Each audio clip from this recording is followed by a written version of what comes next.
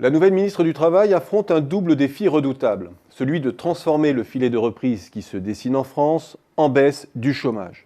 Celui ensuite de refondre notre droit du travail. Un mandat qui ressemble fort à une injonction paradoxale.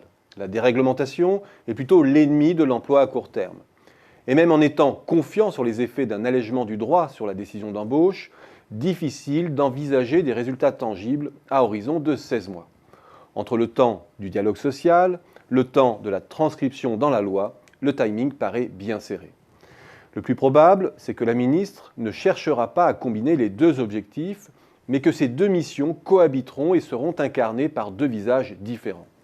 À Myriam El Khomri, la guerre du chiffre, qui en fera la ministre de la statistique du chômage et des actions de proximité.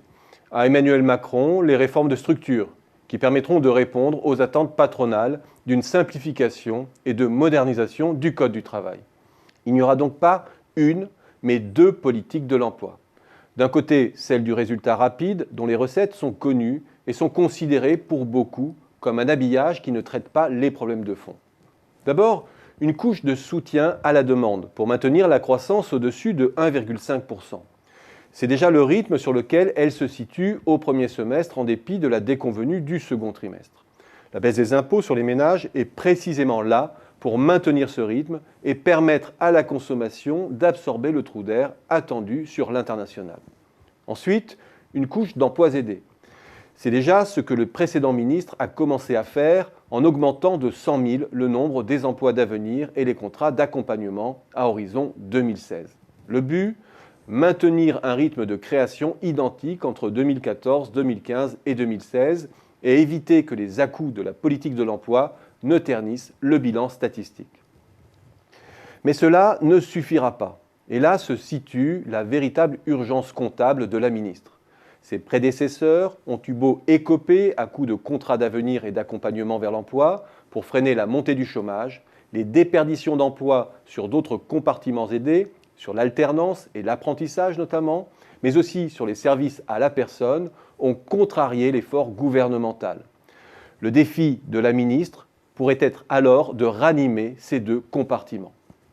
C'est alors à Emmanuel Macron que reviendra la tâche encore plus épineuse de moderniser notre droit du travail. L'enjeu sera d'abord pédagogique, bâtir un projet qui n'apparaisse pas comme celui du détricotage, mais bien comme celui de la reconstruction.